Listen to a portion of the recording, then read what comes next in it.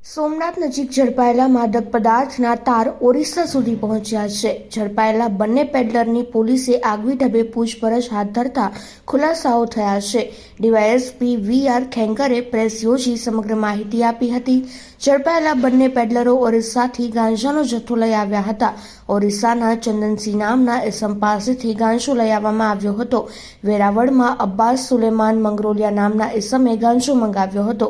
બંને પેડલરોને અબ્બાસ 5,000 ચૂકવતો હતો. અબ્બાસ વેરાવળ સોમનાથ માં ગેરકાયદેસર ગાંજો વેચાણનું નેટવર્ક ધરાવે છે. પોલીસ દ્વારા અબ્બાસને ઝડપી લેવા ચક્રો ગતિમાન કરવામાં આવ્યા છે.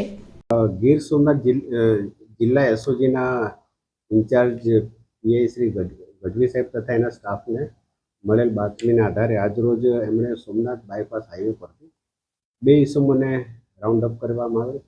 એ ઈસમોની પૂછપરછ કરી અને એમની તપાસ ઝડપી કરતા એમની પાસેથી 4 જેટલા પેકેટ મળે. તે પેકેટની ચકાસણી કરતા તેમાં પ્રાથમિક દ્રષ્ટિએ ગાંજો હોવાનું ધ્યાને આવેલ છે.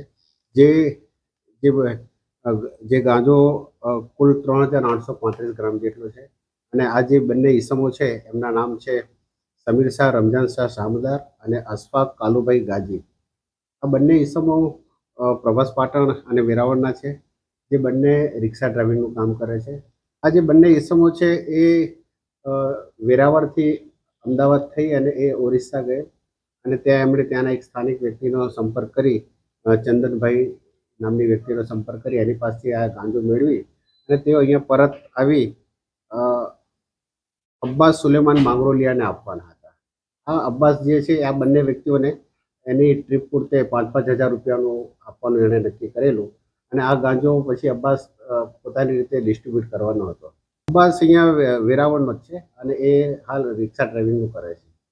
હાલ આ જે બે ઈસમ છે પકડાયેલા સમીર અને અશફાક, આ બંને વિરુદ્ધમાં એનડીપીએસ એક્ટ હેઠળ ગુનો દાખલ કરવામાં આવે છે અને તેમજ આ જે ગાંજો મંગાવનાર ઈસમ છે એની હાલ તપાસ ચાલુ છે, એને પકડવાનું બાકી છે.